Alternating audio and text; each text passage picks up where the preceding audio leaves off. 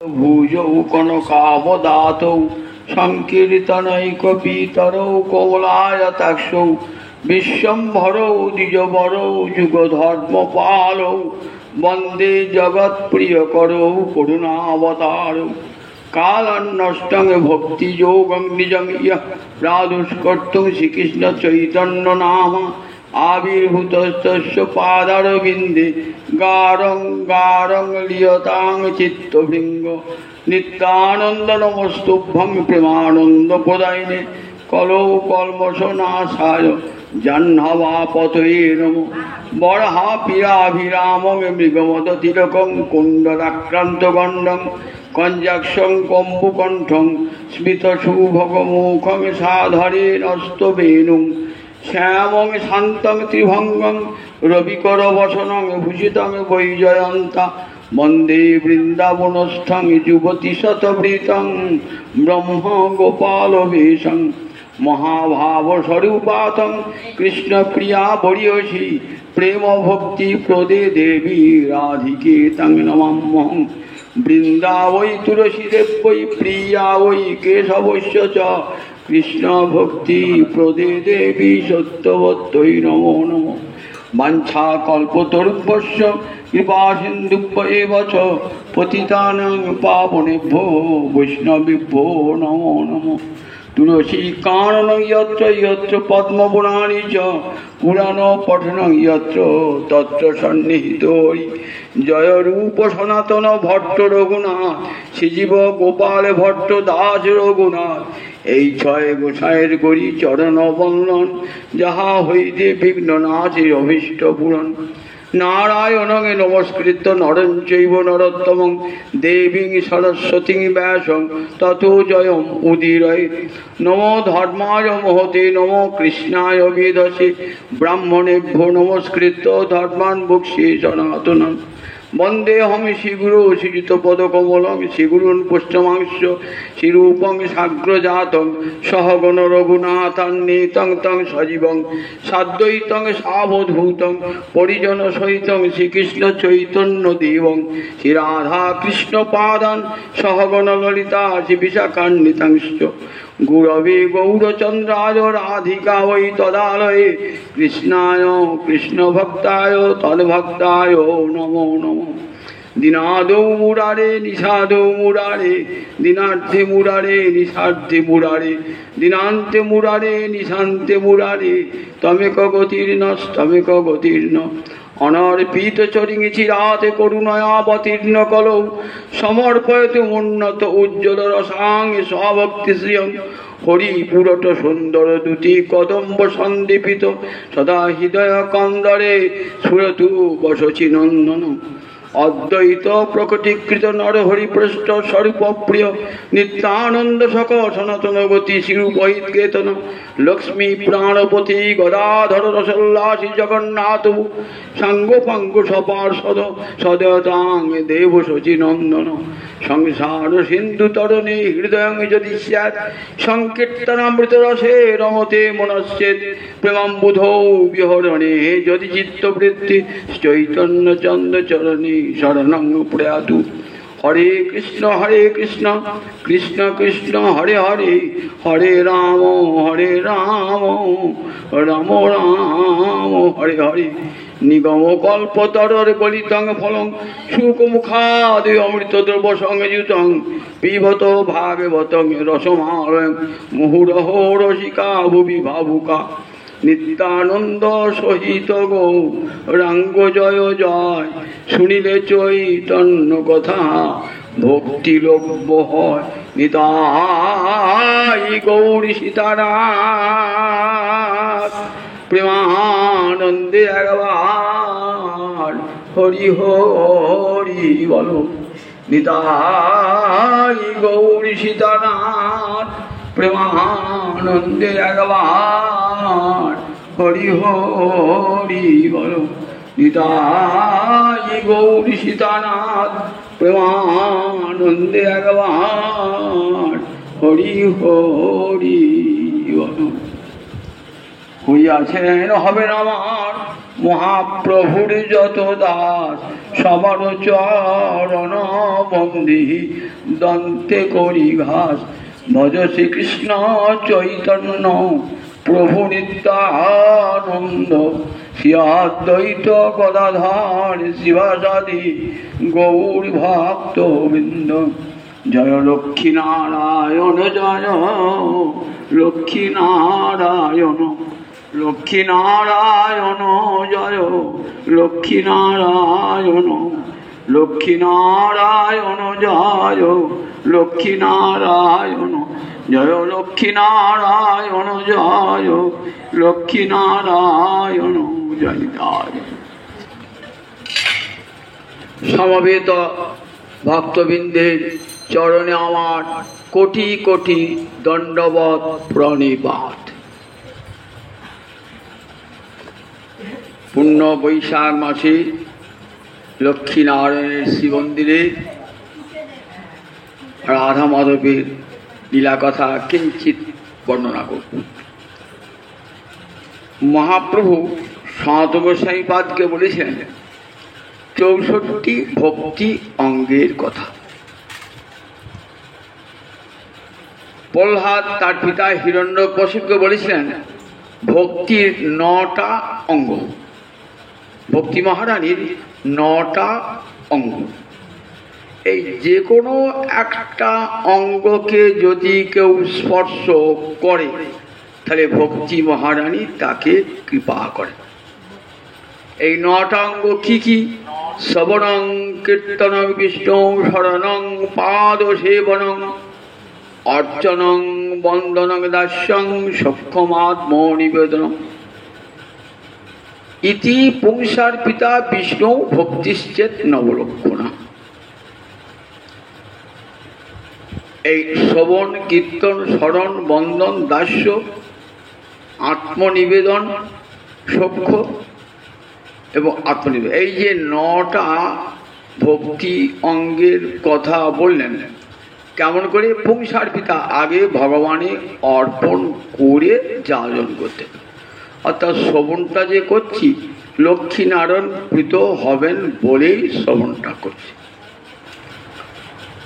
তাই একই বলে অর্পণ করা। যেটি যে কোনো ভক্তি অঙ্গ যাজন করবেন আগে ইষ্টদেবে অর্পণ করে ভগবানে অর্পণ করে সেটি যাজন করতে হয়। এই 9টা ভক্তি অঙ্গকে আবার মহাপ্রভু সনাতন গোস্বামীপাদ 64 ভক্তি অঙ্গে বিস্তার করলেন। ওই 9টা ভক্তি অঙ্গকে ভেঙে ভেঙে 64 ভক্তি অঙ্গের কথা বলে শেষকালে কি বললেন? 5টা অঙ্গ যাজন করলেই হবে। 5টা অঙ্গের মধ্যে কি কি 5টা অঙ্গ? সাধু সঙ্গ, নাম কীর্তন, ভাগবত শ্রবণ, মথুরাবাস শ্রীমূর্তি শ্রদ্ধায় সেবন, সকল সাধন শ্রেষ্ঠ এই 5 অঙ্গ, কৃষ্ণ প্রেম জন্মায় এই 5-এর অল্প সঙ্গ। সাধু সঙ্গ ভক্তগণের সান্নিধ্য লাভ, এটাও জানবেন জীবনে এক পরম শুভক্ষণ নলে হয় না। সাধু সঙ্গ, নাম কীর্তন, এই যে আমরা প্রতিদিন বসে বসে নাম কীর্তন করি, এটিও সাধুর কৃপা ছাড়া হয় না। নাম কীর্তন, ভাগবত শ্রবণ আর হরিকথা শ্রবণ বসে বসে।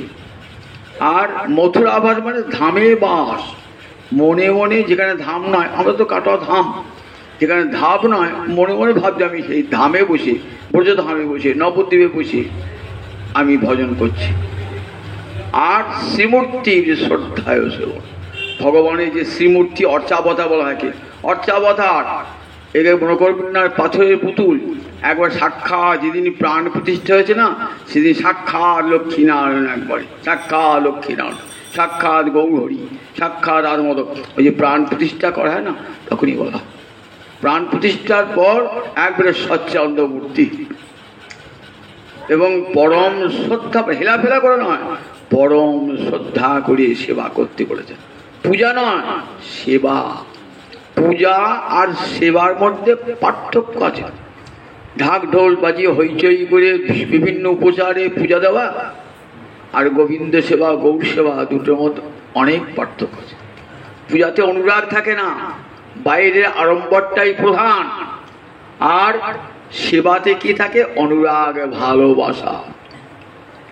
সেখানে যদি বাইরের কোনো উপচার না থাকে তাতেও ক্ষতি হয় না। তুলসী পাতা নাই, মনে মনে ভাবছেন আমি তুলসী পাতা দিচ্ছি। গঙ্গা জল নাই, ভাবছেন আমি মনে মনে গঙ্গা জল দিচ্ছি। গোবিন্দ সেবাতে বলে মানুষও সেবা হবে গোবিন্দ সেবা। যদি বাইরে যদি উপকরণ না পান ক্ষতি নাই। এই নাম সেবা, পরম অনুরাগের সঙ্গে, ভালোবাসার সঙ্গে সেবা। কেমন সেবা? আত্মবৎ।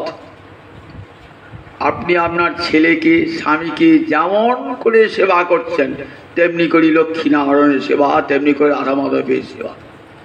পূজায় কিন্তু এটা থাকে না, পূজায় এই অনুরাগ থাকে না। আর ভক্তের সেবায় থাকে পরম অনুরাগ। তাই কোথাও দেখবেন কৃষ্ণ পূজা, গৌর পূজা বলা হয় না। লক্ষ্মীনারায়ণের সেবা, রাধা মাধবের সেবা, সেবা বললেই অনুরাগ জানা যায়। সেবার পুজোর পার্থক্য। শ্রীমূর্তির শ্রীমূর্তির শ্রদ্ধায় সেবন, শ্রদ্ধা করে সেবা করবে। তাহলে এই সেবা করলে কি লাভ হবে? তা বললে এই পাঁচটা অঙ্গ সেবা করলে পরে কৃষ্ণ প্রেম জন্মায়। এই পাঁচের অল্প সঙ্গ, বেশি সঙ্গ প্রথম না, অল্প সঙ্গ করলে কি জন্মায়? মুক্তি নয়। খুব ভালো করে কথাগুলি শুনবেন। কৃষ্ণ প্রেমে জন্মায়। কৃষ্ণ প্রেম যারা মুক্ত পুরুষ তারাও চাইছেন আমরা যেন কৃষ্ণ প্রেম লাভ করতে পারি। সনকাদি পুরুষের তো মুক্ত, নবযোগীন্দ্র তো মুক্ত, এরা মুক্ত, সুখদেব তো মুক্ত, এরা মুক্ত পুরুষ। এটা তো হরিভজনের প্রয়োজন নাই। কিন্তু ইত্থম্ভূত গুণ হরি, আত্মারা মণিগণকে আকর্ষণ করে এমন আমার মাধবের লীলা মাধুর্য, তাকে প্রাণ ভরে ভালোবাসতে ইচ্ছা হয়। ঠিক যেমন করে ব্রজে ব্রজবাসীরা গোবিন্দকে সেবা করছেন। মাতা মোরে পুত্ররূপে করেন বন্ধন, অতিহীন জ্ঞানে করে লালন পালন, সখা শুদ্ধ সখ্যে করে স্কন্ধে আরোহণ, তুমি কনে বড় লোহকে তুমি আমি সম। কেমন সেবা দেখছেন বুঝে? মা যশোদা কখনো ভাবছেন না আমার গোপাল ভগবান। ভগবান ভাবলে কি হবে? সংকোচ হয়ে যাবে। আপনি আপনার ছেলেকে ভগবান ভাবেন, তাকে দরকার দু চাকা পিঠে চাপিয়েও দেন, আবার আদর করে খাওয়ান। ছেলে না খেলে এমনি উপোস থাকেন না, ভালোবাসা দিতে হয়। ঠিক তেমনি মা যশোদা এমনি করে গোপালকে সেবা করছে, গোপালকে সেবা করছে এমনি করি। জগৎবাসীকে শেখাচ্ছেন দেখো গো, গোবিন্দ কিন্তু এই প্রেমেরই বশীভূত। এমনি করে গোবিন্দকে সেবা করো। সখা শুদ্ধ সখ্যে করে স্কন্ধে আরোহণ, শ্রীরাম সুদাম সখাগণ কেমন করে কাঁধে চড়ে, কাঁধে চড়ায় করে ক্রীড়ারণ। খেলতে খেলতে কৃষ্ণের কাঁধে চাপছেন, কৃষ্ণকে কাঁধে চাপাচ্ছেন, কৃষ্ণের কাঁধে চাপছেন। বলুন তো কিছু কৃষ্ণকে ভগবান বলে ভাবতেন? যখনই কাঁধে চড়বেন তখন পাঠ তো কৃষ্ণের পক্ষে লাগবে। কোনোদিন শ্রীরাম সুদাম সংকোচ বোধ করেছেন? বলছেন তুমি কোন বড় লোক তুমি আমি সম। যদি কোনোদিন কৃষ্ণ বলেছেন আমি ভগবান, রসিকতা করে, তুমি কিসের ভগবান? তারপরে জানিস আমি পাহাড় তুলেছি, আমি অঘাসুর বকাসুর বধ করেছি। স্বীকার করে নেব না, ওটা তোমার শক্তিতে হয় নাই। তাহলে কি করে হলো? পাহাড়টা তুললো কে? বলে আমাদের নন্দ বাবার গুরুদেব আছেন ভাগুরি, উনি এমন মন্ত্র পড়েছেন না পাহাড় ঘুষে উঠে গেছে। তুমি কোন বড় লোক তুমি আমি সম। কৃষ্ণকে তারা কখনো ভগবান বলে ভাবতে পারেন না। ঠিক তেমনি রাধা আদি ব্রজরামারা কৃষ্ণকে প্রাণকান্ত বলে ভালোবাসেন, প্রাণকান্ত বলে ভালোবাসেন। কখনো ভাবতে পারেন না যে কৃষ্ণ ভগবান। যদি ভগবান বলে ভাবতেন, রাধানী কুঞ্জের দুয়ারে গোবিন্দ দাঁড়িয়ে প্রবেশের অধিকার চাইছি, রাধানী দূর থেকে বলছে সখী মঞ্জুরিকে ওকে আসতে বারণ কর। কৃষ্ণ কত রূপে সাধা সাধি করছে, রাধানী কিন্তু দুর্জয় মান, সে মান ভাঙবে না। বলছে যাহি মাধব যাহি কেশব মা বদ কৈতব বাদ। যাও যাও কেশব, খুব হয়েছে, তোমার অনেক কথা শুনেছি।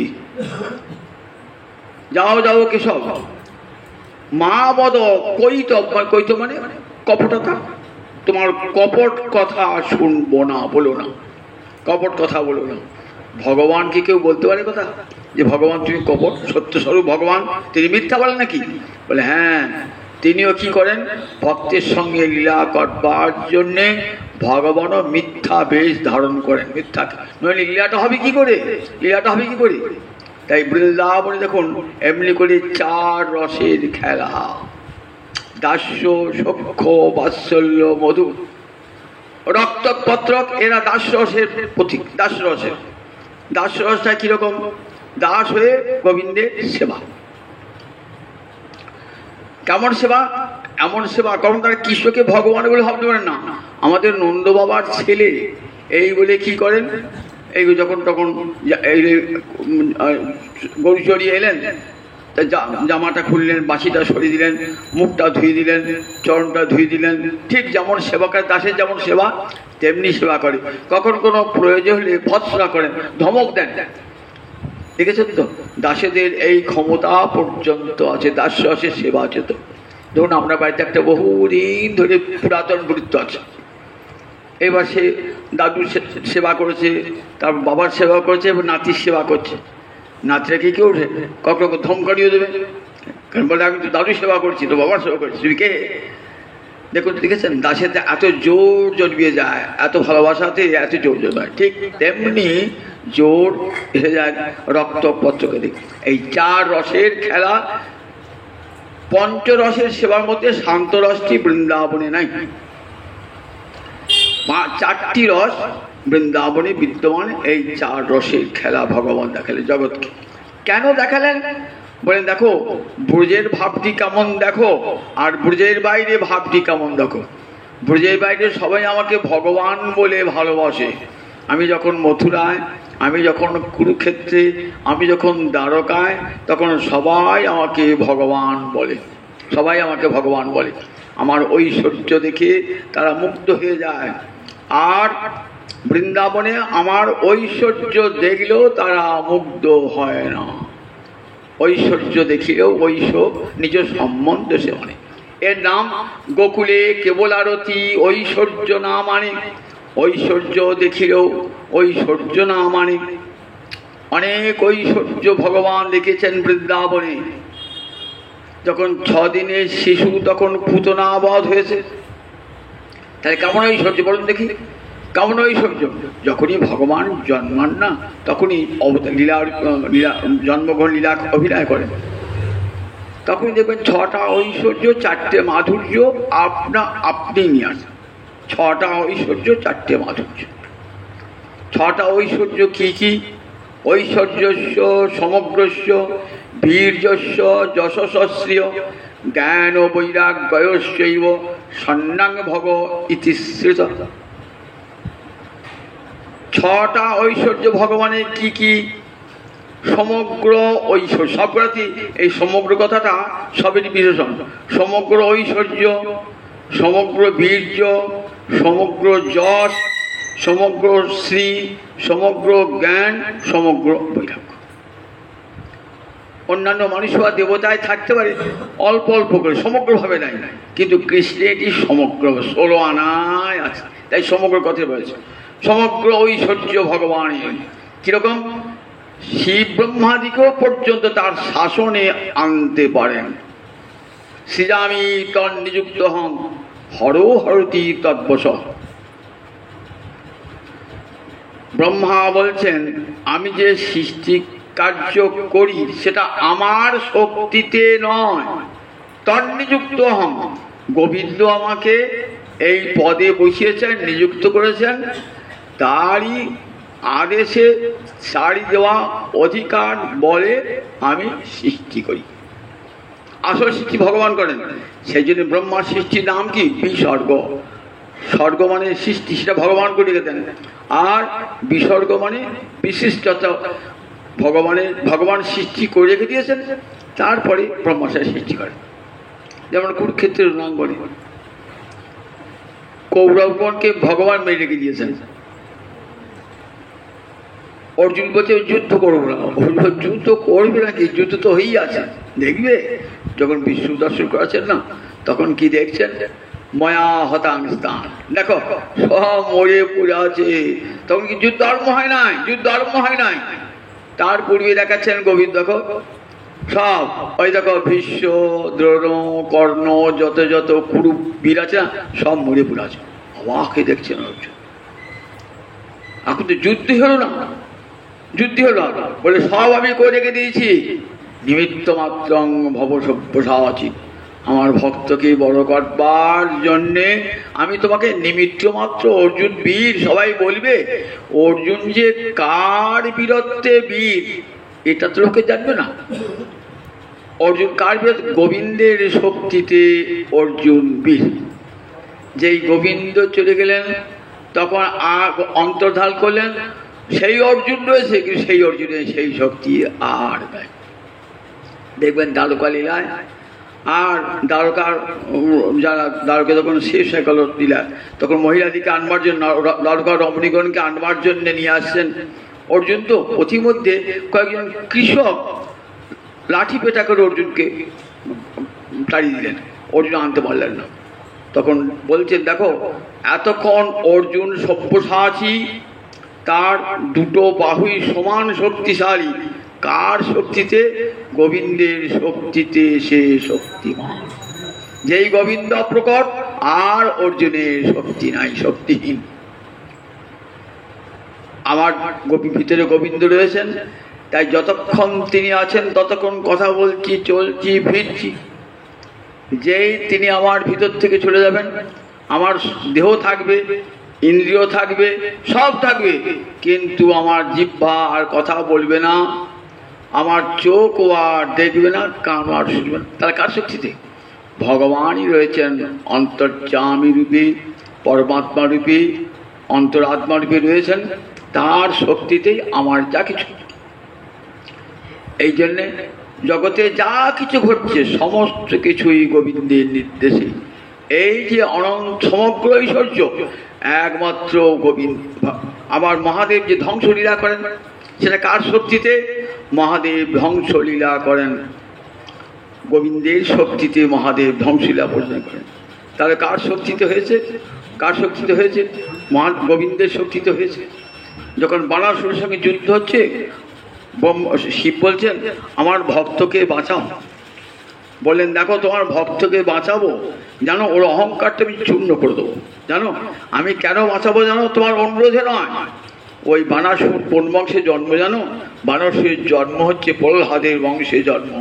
ওই কুলকে আমি আশীর্বাদ করেছি চিরকালের জন্যে, আশীর্বাদ করেছি। শুধু অহংকারটা চূর্ণ করবে, ও সহস্র বাহু কেটে দিয়ে 4টে বাহু মতো রেখে দেবে। তাই দেখুন মহাদেব সেখানে দেখবেন, মহাদেব সেখানে প্রার্থনা করছেন ভগবানকে। তাহলে ব্রহ্মাদি দেবগণ পর্যন্ত যার শক্তিতে শক্তিমান। আমরা গীতা ধ্যানে কি পড়েন? ইয়ং ব্রহ্মা বরুণেন্দ্র রুদ্রমরুত স্তুন্নন্তি দিব্যৈস্তবৈ। মানে কি? যাকে ইয়ং মানে যাহাকে ব্রহ্মা, ইন্দ্র, রুদ্র, মরুদ্গণ 49 বায়ু দিব্য স্তব দ্বারা স্তব করছে। ভাগবতে দেখবে রুদ্রগীত আছে, মহাদেব স্তব করছেন। ব্রহ্মার স্তব আছে, গোবিন্দকে স্তব করছেন। তাহলে অনন্ত ঐশ্বর্য, নারায়ণের অনন্ত ঐশ্বর্য গোবিন্দের মধ্যে বিদ্যমান। সমগ্র ঐশ্বর্য, ঐশ্বর্যস্য সমগ্রস্য। আবার সমগ্র বীর্য, সমগ্র বীর্য মানে তার বীরত্ব, এটা আর কারো নাই, একমাত্র গোবিন্দেরই আছেন এই বীরত্বটা, সমগ্র বীর্যটা। গোটা কুরুক্ষেত্রের যুদ্ধটা ঘটাচ্ছেন কে? দেখুন একজন যার শক্তিতে পাণ্ডবেরা শক্তিমান হয়ে রয়েছে। পাণ্ডবদের পক্ষে 7 অক্ষহীনী, আর কৌরবদের পক্ষে 11 অক্ষহীনী। আর সব শক্ত সমর্থ নিপতি সব এসেছেন, বহু সেনাবাহিনীর সঙ্গে দিয়ে, কিন্তু কিছুই করতে পারেন নাই। কেন করতে পারেন নাই? না, পাণ্ডবেরা গোবিন্দের শক্তিতে শক্তিমান তারা, তাকে কোনো মতেই পাণ্ডবগণকে কখনো বিজিত করতে পারবেন না। কারণ মহারাজ যুধিষ্ঠির গোবিন্দে নিবিত প্রাণ, গোবিন্দ চরণে। প্রভু যা করবে তুমি, আমি জয়ও চাই না, আমি বিজয়ও চাই না। দেখো প্রভু, আমি তোমার হাতের পুতুল, হাতের ক্রীড়া। তাই অনন্ত সমস্ত বীর্য ভগবানের, সমগ্র ঐশ্বর্য সমগ্র বীর্য ভগবানের। যশস জগতে সমস্ত যশ কার? একমাত্র গোবিন্দের। অন্যান্য মানুষকে যে যশ করি, বললেন তারই কৃপায় তারই শক্তিতে শক্তিমান। একটা লোক ভালো গান গাইছে, আমি বলি ভালো সঙ্গীতজ্ঞ। এই যশ তুমি পেয়েছো কোথা হতে? না, গোবিন্দ আছেন বলে। একটা লোক ভালো শক্তিমান, তারপর খুব শক্তিমান, বলেন বলং বলবতাম অস্মি। যারা বলবান তাদের বলকে, আমি তাদের বল। পৌরুষং রেশু, মানুষের মধ্যে আমি পৌরুষ। কর্ণ তার পৌরুষ দেখাচ্ছে, বলে ও পৌরুষ কার? আমারই শক্তিতে তুমি শক্তিমান। বুদ্ধির বুদ্ধিমতাম অস্মি। কেউ যদি বলে আমি বুদ্ধিমান, বলে ও বুদ্ধি তুমি কোথা হতে পেয়েছো? গোবিন্দের কাছ থেকে। বিভূতি যোগটা পড়বে, দেখবে সব ভগবান বলছেন। এক জায়গাতেই বিভূতি যোগটা নাই, দশমী আছে, আবার শব্দ মধ্যে থেকে এখানে কিছু কিছু ছড়ি বলা আছে।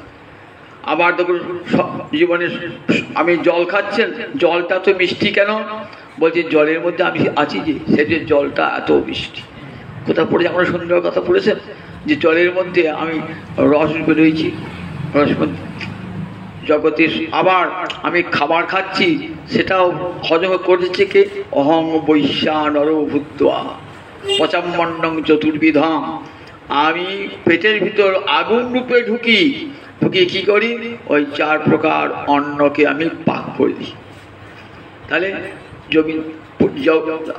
প্রতি অণুতে পরমাণুতে আমাদের জীবনের নখ থেকে এই কেশর রাজ্য পর্যন্ত সর্বত্র আমরা গোবিন্দের শক্তিতে শক্তিমান। তাকে কি অস্বীকার করতে পারে? তা বলে ঐশ্বর্য সমগ্র যশ যার। সমস্ত শাস্ত্র, রামায়ণ মহাভারত 18 পুরাণ বেদ তন্ত্র সব গোবিন্দ মহিমায় মুখর।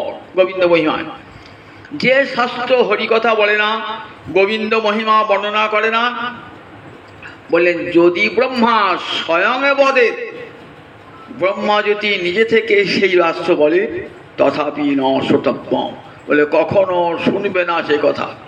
কারণ ব্রহ্মাও তাতে তুষ্ট হবেন না, রুদ্রও তাতে তুষ্ট হবেন না। তাই সর্বত্র বলেন রামায়ণী আদিতে, মহাভারতের আদিতে অন্তে সর্বত্র আরাবন্তে চ গিয়তে, আদিতে অন্তে সর্বত্র ভগবান শ্রীহরির গুণগান বর্ণনা করেছেন। ঐশ্বর্যস্য সমগ্রস্য বীর্যস্য যশস্য শ্রী মানে লক্ষ্মী। লক্ষ্মী কার সঙ্গে থাকেন? সব সময় গোবিন্দের সঙ্গে। যেখানে গোবিন্দ সেখানেই লক্ষ্মী। যত ঘরে ঘরে লক্ষ্মী পূজা করুন, যদি কৃষ্ণে মতি না থাকে লক্ষ্মী পাঠিয়ে দেবেন ঘর থেকে পাঠিয়ে দেবেন। কেন? নারায়ণী তো পতিব্রতার সঙ্গে আছেন। বলে বিশ্বর্বস্য ভাজ্যাসী পদ্মে পদ্মালয়ে শুভি সর্বত পাহিমাং দেবী মহালক্ষ্মী নমস্তুতে। তৈলক্ষ্য পূজিতে দেবী কোমলে বিষ্ণু বল্লভে। তুমি যেমন করে কৃষ্ণের কাছে স্থির হয়েছ, তেমনি আমার কাছেও স্থির হয়ে থাকো। তাহলে গোবিন্দকে যদি সেবা করলেন না, গোবিন্দ ভালোবাসেন না, লক্ষ্মী বলবে তোর ঘরে আমি থাকবই না। যেখানে আমার স্বামী থাকতে পারে না, আমি সেখানে থাকবই না। দেখুন একটা গল্প বলি। এক শেঠের মাওয়ারি, সে তার বৃন্দাবন গেলে পর বা কোনো জায়গায় গেলে পরে সে ঘর আছে, অনেক ভাড়া দেয়। তা একদিন বৈকুণ্ঠে লক্ষ্মী আর নারায়ণ বলছে, আচ্ছা লক্ষ্মী দেখো আমাকে লক্ষ্মী বেশি ভালোবাসে, ঘরে ঘরে আমার পূজা হয়, তোমার পুজো কত জায়গা হয়? ঠিক আছে দেখা যাক, তোমাকে বেশি ভালোবাসেন আমাকে বেশি ভালোবাসে, দেখা যাক। দিয়ে গিয়ে নারায়ণ আজকে সাধুর বেশে একটা মারোয়ারি বিরাট একটা আবাস অ্যাপার্টমেন্ট, সেখানে একটা ঘর নিয়েছে, ভালো ঘরটা বেছে নিয়েছে। আহা, আপনি সাধু বাবা, ভালো কীর্তন করতে পারেন, এই আমার এই কোয়ার্টারটা আপনাকে দিলাম, আপনি থাকুন। ঠিক দিলে তো? এটা আমাকে, আমি কিন্তু থাকবো না। আমরা বললে হ্যাঁ, অন্য কাউকে দেবেন না তো? বল না, কোনো ভাড়া লাগবে না, কোনো ভাড়া লাগবে না। অন্যকে যদি বেশি ভাড়া দেয় দেবেন? বল না না, যে যত কোটি কোটি টাকা ভাড়া দেয় দেবো না। সাধু তো পরমান থাকেন। শেঠ মশাইয়ের খুব আনন্দ, আমার গিয়ে সাধু এসছেন করেন। এইবার লক্ষ্মী এসে পড়েছেন একবারে রাজরানীর বেশে, এসে বলছে, শোনো শেঠ বাবাজি, আমাকে একটি ঘর দিতে হবে। নেন, আমার তো মেলা ঘর আছে। তা বললে, ওই যে ঘরটা সাধু বাবা থাকে না, ওই ঘরটা আমার খুব পছন্দ, ওটা আমি দিতে পারবো।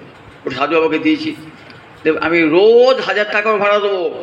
বলি বাবা, বছরে 1000 টাকা পাই না, রোজ 1000 টাকা ভাড়া দেবে, এই লোক কি ছাড়া যায়? দাঁড়া দাঁড়া, দেখি সাধু বাবাকে বলে করে দেখি। সাধু বাবা, এই ঘরটা যে ছাড়তে হবে কেন?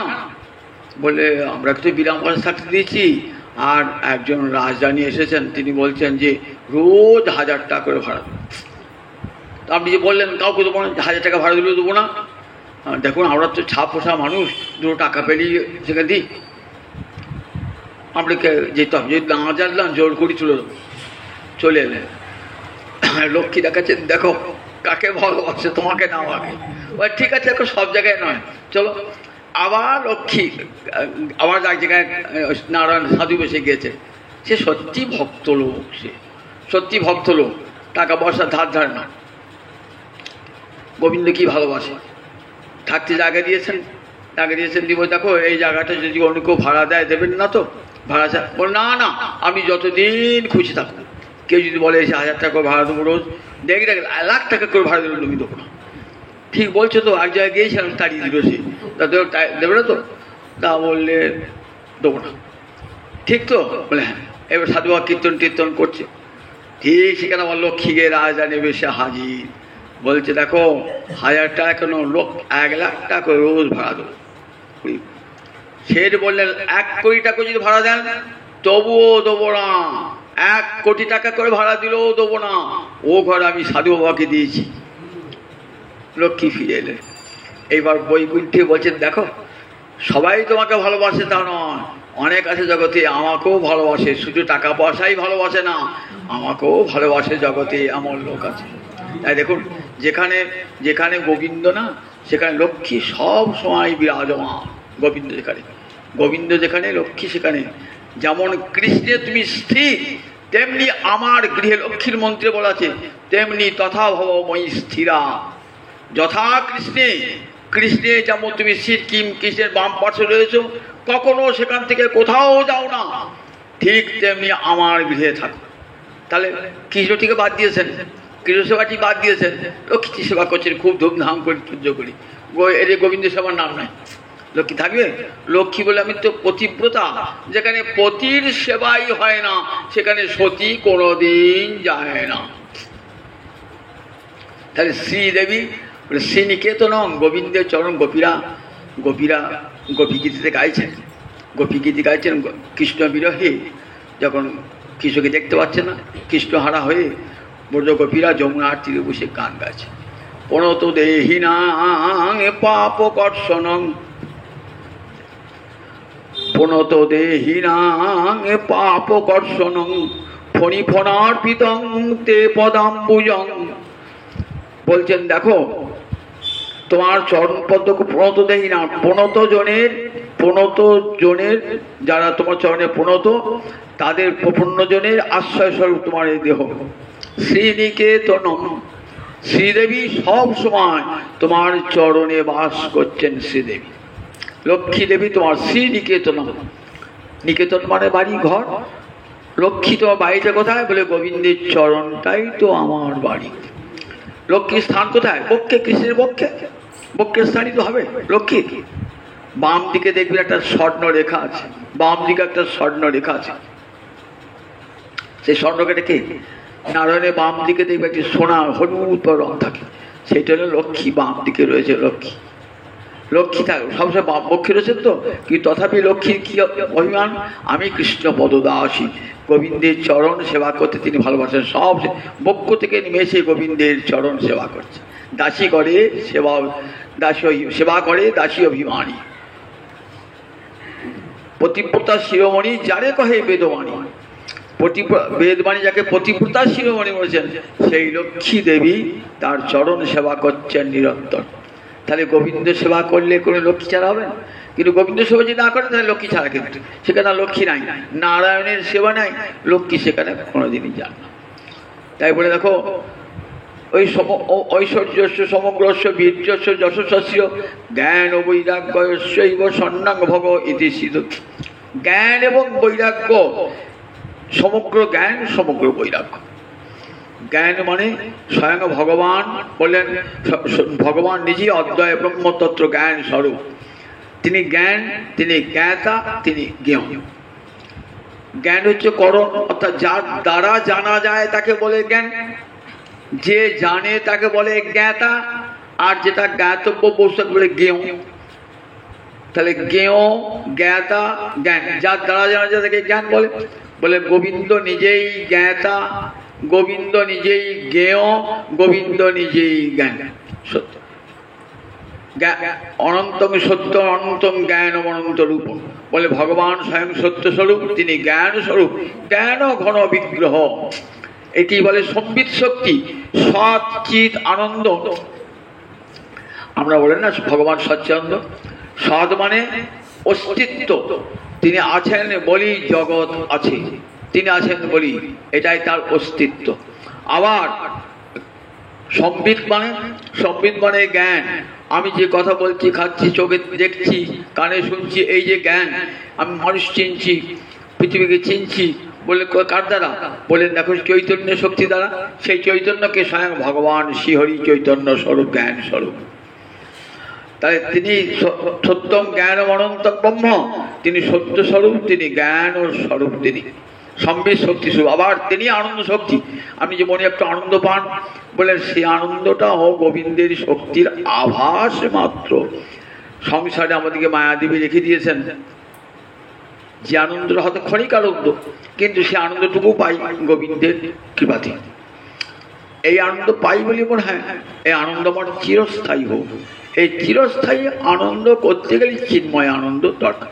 জগতে যে আনন্দ সেটা বেশি কিছু থাকে না।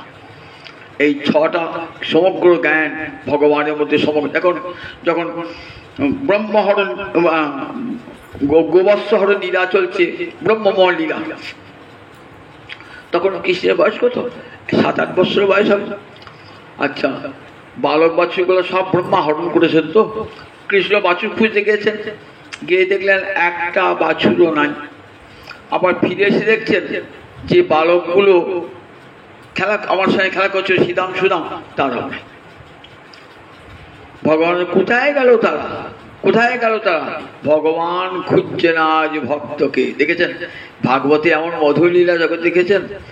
ভগবান জানেন, কিন্তু আজকে কে হরণ করেছে?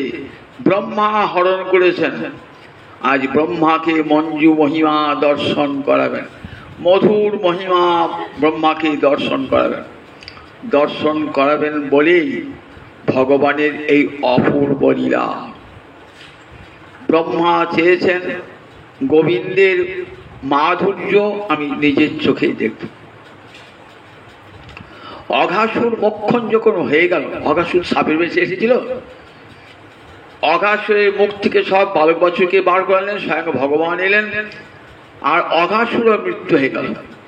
অঘাসুরের আত্মাটা বেরিয়ে এসছে অনেকক্ষণ আগেই, অঘাসুরতে মৃত্যু হয়ে গেছে, আত্মাটা বেরিয়ে এসে অগ্নি শলাকার মতন ঘুরে ঘুরে বেড়াচ্ছে। ব্রহ্মা আকাশ থেকে দেখছেন এই গোবিন্দের লীলা। যখন গোচারণ লীলা হয় না, ব্রহ্মাজি যে বড় আকাশ পথে দেখেন, তখন ভাবছেন আচ্ছা ওই অগ্নি শলাকার মতো জ্যোতির্পিণ্ড একটা ঘুরে ঘুরে বেড়াচ্ছে, ওটা কোথায় যাবে দেখি কোথায় যায়। যেই অঘাসুরের পেট থেকে ভগবান বেরিয়ে এলেন না, তখন দেখছেন ওই যে অগ্নিপিণ্ডটা একবারে ওই কালো ছেলেটার পায়ে মিশে গেল, কালো ছেলেটার পায়ে। তখনই ভাবলেন তাহলে এটা আমার আনায় ঠাকুরই বটে। হওয়ার পর তো আমি দেখি নাই, আমি হওয়ার আগে দেখেছি, হওয়ার আগে স্তব করে এনেছি, যখন গর্ভে দেবকী তখন আমি গর্ভ স্তুতি করে এসেছি, তারপর তো দেখি না। তাহলে ওই কি আমার আনা ঠাকুর হবে? আর একবার দেখি না পরীক্ষা করে। এইবার আর একবার পরীক্ষা করবেন, কি করলেন? গোচারণ লীলা, সেখানে পুলিন ভোজন লীলা হচ্ছে। পুলিন ভোজন মানে, পুলিন মানে সমুদ্রের বেলাভূমিকে বলে পুলিন। সেখানে সকাল দুপুরবেলা সব খেতে বসছে, যার যা শিখে করে খাবার নিয়ে এসছে, দই ছানা অন্ন সব এ ওর মুখে দিচ্ছে, এ ওর মুখে দিচ্ছে, এমনি করে লীলা হচ্ছে। সবাই আপন আপন বাড়ি থেকে ছানা এনেছে, ক্ষীর এনেছে, ননি এনেছে, একবার কানাইকে খাই দিচ্ছি, নিজে খেয়ে দেখছে ভালো কি না, খেয়ে দেখছে ভালো, মিষ্টি, এনে এনে কানাই খা, এমনি করে লীলা চলছে। দেখছেন ব্রহ্মা। আর একবার দেখি না, বাছুরগুলো চড়তে চড়তে চড়তে চড়তে অনেক দূর চলে গেছে। সকাল ভোজন ফেলে দিয়ে উঠে পড়বো বলছে, দাঁড়া চিন্তা করিস না, আমি দেখছি কোথায় গিয়েছে। যখন গেলেন তখন দেখছি একটা বাছুর নাই। ঘুরে এলেন, ঘুরে এসে দেখছেন যে বালকগুলো ছিল আমার সকালা, তারাও নাই। তখন ঠিক খোঁজার ভান করছেন, জানেন কিন্তু সব সর্বজ্ঞ জ্ঞান ঘন বিগ্রহ তো সব জানেন, জানলেও কিন্তু না জানার ভাব কি করছেন, কেন? নইলে লীলা হবে না। মায়ের সঙ্গে ছেলে লুকিচুরি খেলা করছে তো, ছেলে কোথায় লুকিয়েছে মা দেখো, ছোট্ট বা ছেলে শিখে জানে নাকি কোথায় লুকিয়েছে মা দেখতে পায়, তবু সংসার ধরবে না। এখানে কোথায় গিয়ে কোথায় গিয়ে 5 জায়গায় ঘুরে এটাকে মা দেখতে পাবো না। ঠিক এটা সেটার আনন্দ হয়, মায়েরও আনন্দ হয়। ঠিক ভগবান ঠিক ভক্তের সঙ্গে এমনি খেলা করছে, জানেন। তখন জানেন ব্রহ্মা, তখন ব্রহ্মা একবার আসছেন, আর একবার বৃন্দাবনী, আর একবার সত্যলোক। ব্রহ্মা থাকে কোথায়? সত্যলোক। সেখান থেকে আসছেন বৃন্দাবনী। দেখছেন যত বালক বছর সব গোবিন্দ একাই সব বালক বছর হয়েছে। কেন গোবিন্দ একাই সব বালক বছর হলেন কেন? বললেন গোবিন্দ একাই বালক বছর ব্রহ্মাকে দেখাবেন তার মধুর মহিমা, সেই সঙ্গে ব্রজের গাভীদের অন্তরে ইচ্ছা কৃষ্ণ আমাদের বাছুর হোক, আমাদের স্তনবৃন্তে মুখ দেখ। ব্রজের মায়েদের অন্তরে ইচ্ছা শ্রীরাম সুদাম তো আমাদের ছেলে আছে, কিন্তু কৃষ্ণ আমাদের স্তনদুগ্ধ খেলে আমাদের খুব আনন্দ হয়, আমাদের সন্তানে আসুক। তাই মায়েদের বাঞ্ছা, ব্রজের গাভীদের বাঞ্ছা পূর্ণ করতে হবে তো। তাই ভগবানের এই অপূর্ব লীলা। ব্রহ্মা এসে দেখছেন, মুক্ত হয়ে গিয়েছেন ব্রহ্মা। তখন দেখলেন সব, দেখলেন যমুনা পুরীতে যত বালক বাছুর বেদ্র বিষাণ, কেউ আর বালক বাছুর নাই, সব কোটি কোটি নারায়ণ ব্রহ্মা করে দর্শন। কোটি কোটি নারায়ণ যমুনা পুলিনে রাজ, কোটি কোটি নারায়ণ, সব নারায়ণ মূর্তি, সব সচ্চান্দ বিগ্রহ, এক রসের মূর্তি। যারা গোবিন্দের অংশ থেকে উৎপন্ন হয়েছে তারা সবই তো নারায়ণ মূর্তি। আবার কি দেখলেন? ওই সব নারায়ণ, দেখ সব নারায়ণের কাছে আমার মতন কোটি কোটি ব্রহ্মা, কোটি কোটি ইন্দ্র সেবা করছে। আবার ওই কোটি কোটি কোটি ব্রহ্মা ইন্দ্র, ওই বালক বাছুর সব ওই কালো ছেলেটির অঙ্গে ঢুকে গেল। আবার কালো ছেলে কেমন বেড়াচ্ছে? দই মাখা অন্ন হাতে, পেট কোচেরে বাসিটা গোজা, দেখছে হাতে একখানা গরু চড়ানোর পাঁচন। ওই অপূর্ব দর্শন করে ব্রহ্মা থাকতে পারলেন না। ব্রহ্মা এসে গোবিন্দ চরণে আত্মনিবেদন করলেন। তার ব্রহ্মার তো 4টে মুখ, 4টে মুখে 8টা চোখ, অষ্টচক্ষুর ধারায় গোবিন্দের চরণ ভিজিয়ে দিলেন। কি দেখুন, দেখ সাক্ষাৎ জ্ঞানঘন বিগ্রহ। আজ ব্রহ্মাকে, যে ব্রহ্মা হতে বেদের সৃষ্টি, যে ব্রহ্মা হতে, তাই ব্রহ্মাদিকে যিনি বেদ পড়িয়েছেন, ভাগবতে প্রথম শ্লোকে বলা দেখবেন, ব্রহ্মাদি দেবগণ যার মায়ায় মুক্ত হয়ে যায়, সেই ব্রহ্মা আজ মুক্ত হয়ে গেলেন গোবিন্দের লীলা শক্তিতে। সমগ্র বৈরাগ্য ভগবানের, সমগ্র বৈরাগ্য, এক মুহূর্তে সর্বস্ব পরিত্যাগ করতে পারেন। সকলের মধ্যে আছি কিন্তু কোথাও আমি নাই। দেখবেন গীতায় বলেছেন না ভগবান, সকলের মধ্যে আছি কিন্তু কোথাও নাই। বায়ুর গন্ধানি বা আশয়, বায়ু যেমন সব মানে বায়ুর সঙ্গে গন্ধ বোধহয় একসঙ্গে লিপ্ত আছে, বলে না না গন্ধের সঙ্গে আমার কোনো সম্পর্ক নাই, অথচ মনে হয় যে বায়ুর সঙ্গে যা গন্ধ লিপ্ত হয়ে রয়েছে। ঠিক সেই রকম আমি জগতের সর্বত্র থেকেও আমি কোথাও নাই। কারণ জগতের সর্বত্র থেকেও তিনি জগতের ঊর্ধ্বে, তিনি আবার সমস্ত জীবের মধ্যে রয়েছেন যেমন, তেমনি আবার সমস্ত জগতের ঊর্ধ্বেও তিনি রয়েছে। তাই এক মুহূর্তে তার বৈরাগ্য, কারণ বিরাগের ভাবকে বলে বৈরাগ্য, বিরাগের ভাবকে বলে বৈরাগ্য। এক মুহূর্তে বৃন্দাবন ছেড়ে চলে গেলেন মথুরা থেকে চলে এলেন দ্বারকায়। এই বৈরাগ্যের বীজ পোতা হলো এই বৃন্দাবন লীলায়। দ্বারকায় গিয়ে ভগবান ব্রজগোপীদের বিরহে কাঁদছেন। এইবার যখন রামলীলা এলেন, দেখুন রামচন্দ্র তখন কেমন বৈরাগ্য। এক মুহূর্তে রাজা হবেন, দশরথ ঠিক করেছেন রামচন্দ্রকে যৌবরাজ্য অভিষিক্ত করবেন। কত হইচই পড়ে গিয়ে চার হঠাৎ কইকেয়ী বলে, আমার দুটো বর পাও না, দাও এখনই সেই দুটো বর। একবারে রামচন্দ্রকে 14 বৎসরের জন্য বনবাস, দ্বিতীয়বারে ভরতকে রাজত্ব দিতে হবে। দশরথ নারাজ দিতে, রামচন্দ্র সেগুলো না, তাহলে আমার পিতৃ সত্য, পিতা যখন এটা করেছে, সত্য প্রতিজ্ঞা করেছে, তার সত্য রক্ষা করা আমার কর্তব্য। এক মুহূর্তে রাজত্ব পেলেন না বলে কোনো দুঃখ পর্যন্ত নাই, চলে গেলেন সঙ্গে সঙ্গে চির পরে গাছের বলকল পরে সীতাকে নিয়ে লক্ষ্মণকে নিয়ে চলে গেলেন। 14 বছর বনবাসে কাটালেন। রাজার ছেড়ে শুয়ে আছেন, কুশের উপরে শুয়ে আছেন, শিয়ালের ডাক শুনে ঘুম ভাঙছে, বনের ফলমূল খাচ্ছে। আবার যখন ঘুরে এলেন অযোধ্যায়, 14 বছর বনবাস পর ঘুরে এলেন সীতা দেবীকে নিয়ে, তখন তো আনন্দ করবার কথা, সেখানেও আবার বিঘ্ন। প্রজাদের মধ্যে কানাঘুষো, যে সীতা ছিল অশোকারণ্যে বন্দিনী রাবণের ঘরে, সে তাকে রামচন্দ্র আবার ঘরে নিল। এই অপবাদ জানেন, জানকী নিষ্পাপ, তথাপি আমি তো রাজা, রাজার ধর্মই হলো প্রজাকে তুষ্ট করা, প্রজার মনে যেন কোনো অভিযোগ অসন্তোষ না থাকে। আমরা রামরাজ্য বলি, দেখেন তো কেমন রামরাজ্য, দেখুন চতুর্দিকে চর পাঠাতেন রাত্রিকালে, সব শুয়ে আছে এমন সময়তে রামচন্দ্রের চরে গিয়ে খবর নিত। এরকম রামচন্দ্রের যদি কোনো অভিযোগ থাকে না, তাহলে ঘরে ঘরে স্বামী স্ত্রীর মধ্যে বা ছেলেদের মধ্যে পরিবারের মধ্যে নিশ্চয়ই কথা হবে, কান পেতে শুনবে। যে যে অভিযোগগুলো থাকবে আমি সেগুলো তাদের দূর করবার চেষ্টা করব। দেখছি না একটা ঘরে একটা স্ত্রীকে বলছি, এই তুই বেরিয়ে যা বাড়ি থেকে, তুই পরপুরুষের কাছে তোকে বেরিয়ে যা। তা বলছে সীতা তো সীতাকে রামচন্দ্র নিয়েছেন না, তা বললেন সীতাকে রামচন্দ্র নিতে পারে, আমি তো কোনো না। শুনলেন সে কথাটা, শুনে এসে দুর্মুখ নামে এক চর এসে রামচন্দ্রের খবর দেন। রামচন্দ্র শুনলেন, শুনেই কি করলেন, লক্ষ্মণকে দিয়ে একবারে বাল্মীকি আশ্রমে বনবাসে পাঠিয়ে দিলেন। এক মধ্যে যে সীতা তার প্রাণ তুল্য, সেই সীতাকে প্রজানুরঞ্জনের জন্য এক মুহূর্তে পরিত্যাগ করলেন। বৈরাগ্য, সেই বৈরাগ্যের বীজ, কৃষ্ণ অবতার থেকে বৈরাগ্যের বীজ চলে এলো কোথায়, গৌরাঙ্গ অবতারে। সেই বৈরাগ্য আমার কানায় কানায় পূর্ণ। 24 বছর বয়সে সন্ন্যাস গ্রহণ করলেন, জীবকে হরি বলাবার জন্য, জীবের দ্বারে দ্বারে কৃষ্ণ নাম দেবার জন্যে।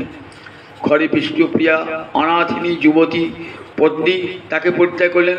মা অনাথিনী, মায়ের আর কেউ নাই, অসহায়া, সেই মাকে পরিত্যাগ করে, সেই স্ত্রীকে পরিত্যাগ করে, নবদ্বীপবাসীকে পরিত্যাগ করে, মা গঙ্গাকে পরিত্যাগ করে, কেশব ভারতীর কাছে সন্ন্যাস গ্রহণ করে রইলেন কোথায়, নীলাচলে গিয়ে দিবারাত্র হা কৃষ্ণ বলে কাঁদছে। জগতে কত বড় বৈরাগ্য, সমগ্র বৈরাগ্য, এমন বৈরাগ্য জগতে আর কেউ দেখেছেন? আবার তার যারা গণ দেখুন, গৌরহরির পদাঙ্ক যারা অনুসরণ করেছেন, তাদেরও কেমন বৈরাগ্য দেখুন। রূপ সনাতন শিব গোস্বাই পাদ দেখেছেন তো, তখনকার দিনে সনাতন 1000 টাকা স্বর্ণ মুদ্রায় বেতনে পেত, আমাদের মতন কাগজের টাকায় নয়, সোনার কয়েন 1000 সুবর্ণ মুদ্রা। পালকিতে চলে যেত, সঙ্গে সঙ্গে 5টা লোক যেত সঙ্গে সঙ্গে সেবা করবার জন্যে। বিশাল অট্টালিকা রাজা নির্মাণ করেছেন।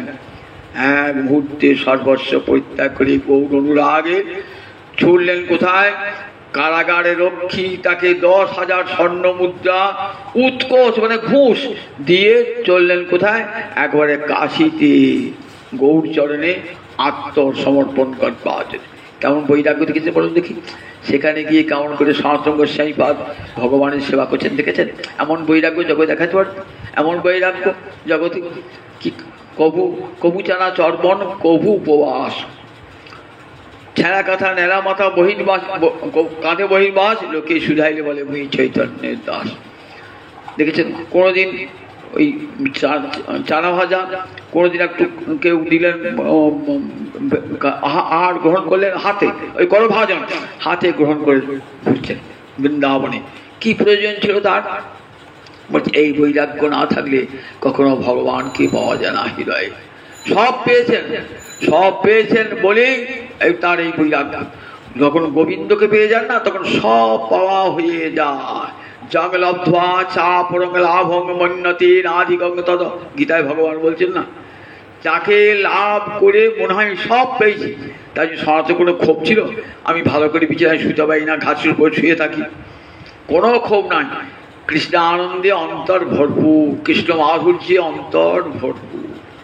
রূপ সনাতন শ্রীযোগ রূপ ছিলেন অর্থমন্ত্রী, শ্রীযোগ গোস্বামীদের ভাইপো ছিলেন রঘুনাথ দাস গোস্বামী, রাজার ছেলে, সর্বস্ব পরিত্যাগ করে কাঙাল হয়ে বৃন্দাবনে সেবা করছেন। জগৎকে দেখেছেন, দেখো কৃষ্ণার্থে কেমন সর্বস্ব ত্যাগ করতে হয়। আমার মহাপ্রভু সেই পথ দেখে গেছেন। যদি কৃষ্ণ ভজন করে একদিকে বিষয় আর একদিকে কৃষ্ণ সেবা, দুটোই টানাটানি হয়। তাই দেখো অন্তত বাইরে ত্যাগ করতে মনে মনে ত্যাগ করে, সংসার ছাড়তে হবে না, মনে মনে যেন বিষয় ত্যাগ হয়ে যায়। বিষয়ে থাকলে ক্ষতি নাই, বিষয় যেন আমাকে গ্রাস না করে, কিন্তু বিষয়ে থাকলে বিষয় আমাদেরকে গ্রাস করে। ঠাকুর রামকৃষ্ণ বলেছেন না, নদীতে নৌকা থাকলেও ক্ষতি নাই, কিন্তু নদীর জল যেন নৌকায় প্রবেশ না করে, প্রবেশ করলে নৌকা ডুবে যাবে। সংসারে থাকুন, সংসার করুন, স্ত্রী পুত্র নিয়ে ঘর সংসার করুন, মন যেন সব সময় গোবিন্দ চরণে থাকে। গীতা ভাগবত আদি শাস্ত্র আমাদেরকে উপদেশ দিয়েছেন, মনটি যেন বৈরাগ্যে ভরা হয়। বাইরে বৈরাগ্য দেখাতে হবে না, মন যেন বৈরাগ্যে ভরা হয়, যে সংসার আমার নয়, সংসার মিথ্যা, লক্ষ্মী রাবণের চরণে একমাত্র সত্য, রাধা মাধবীর চরণে একমাত্র সত্য, কৌশলী চরণে, এই বোধটা যেন অন্তরে দৃঢ় হয়ে যায়। তাহলে দেখবেন আপনি অন্তর থেকে বাসনা বসন খুঁজে যাবে, অন্তরে বৈরাগ্য। যত গোবিন্দের যেমন যেমন ভালোবাসা তেমনি তেমনি বৈরাগ্য আসবে। ভালোবাসা না এলে যদি বৈরাগ্য হন না, তাহলে সে বৈরাগ্যটা মিথ্যাচার মাত্র, মিথ্যাচার। আমি সংসার ছেড়ে গেলাম, দিয়ে একটা বিরাট আশ্রম বানালাম, সেখানে গিয়ে শিষ্য সংগ্রহ করলাম, কোটি কোটি টাকা আমার ব্যাংকে লেনদেন হচ্ছে। কি বৈরাগ্য, কি বৈরাগী! সে তো আমি সংসার থাকলে করতে পারতেন, ওখানে কি করার কি দরকার ছিল? কিন্তু দেখুন আজকের দিনে সন্ন্যাসী দেখুন তারা কি করছেন, বাবরে বাব, তাদের পোশাক আশাক, তাদের ভোগ বিলাস দেখলে মনে হয় এর আবার বৈরাগী। সংসারী মানুষ এদের চেয়েও কত হীন হয়ে থাকে, আর এরা সংসার ধর্ম ত্যাগ লোককে দেখাচ্ছে, লোক ঠকাচ্ছে, প্রতারক। ভজন নাই, কিছুই নাই, বাইরে পোশাকটাই চাইতে বড় হয়ে রয়েছে আর মঠটা। সেই জন্য কিন্তু একটা গৌরগণকে দেখা পারবেন, সমস্ত গৌরগণকে আমরা সর্বস্ব বিসর্জন দিয়ে বৃন্দাবনে বনে বনে কাঙাল হয়ে ঘুরে বেড়াচ্ছে, কাঙাল হয়ে হাতটায় পাত্র হয়ে, তাদের কোনো সঞ্চয় নাই। সামান্য একটু সঞ্চয় করতে জন্য গোবিন্দ ঘোষকে বলে না, সঞ্চয় থাকলে তোমার দেখো আমার সঙ্গে যাওয়ার অধিকার নাই। তাই এই বৈষ্ণব ধর্মটাই এমনই ধর্ম, ভাগবত ধর্ম, ভক্তিতে হৃদয়ে পূর্ণ হয়ে যায়, আর জগতের কোনো কিছুই পেতে ইচ্ছা হয় না। লক্ষ্মীরাম সবসময় তাদের হৃদয়ে বিদ্যমান। আবার লক্ষ্মীর কি দরকার? যে লক্ষ্মীরাম যদি আমার হৃদয়ে থাকে, সর্বস্ব আমার হয়ে থাকবে। আর রাধা মাধব যদি হৃদয়ে থাকে, গৌর গোবিন্দ যদি হৃদয়ে থাকে, শ্রীমদ্ ভাগবতের তাই বাণী। তাই বলেছেন দেখো, বসে বসে হরিকথা শোনো আর মনটি দিয়ে দাও, গোবিন্দে দিয়ে দাও, সংসার করো, স্ত্রী পুত্র সকলকে নিয়ে থাকো, সকলকে ভালোবাসো, সকলের সঙ্গে প্রীতির সম্পর্ক স্থাপিত হোক, কিন্তু মনটি চলে যাক গোবিন্দ চরণারবিন্দে, সবই মনো কৃষ্ণ পদারবিন্দ। এমনি করে মনটি গোবিন্দ চরণ দিলে জীবন সার্থক হবে, ধন্য হবে। আজ এই বলি হরিকথার এখানেই বিরতি। জয় নিতাই, জয় নিতাই, জয় নিতাই।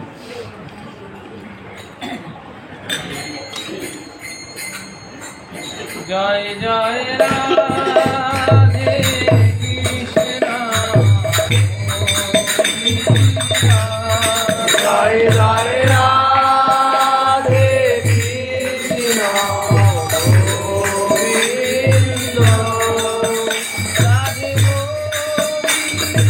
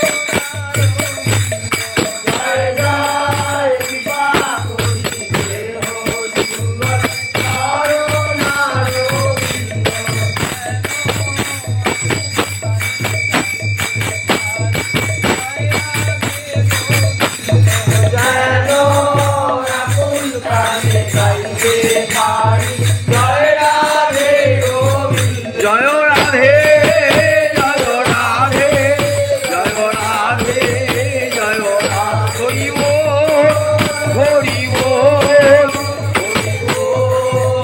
হরি বল হরি বল এ বাবা হরি বল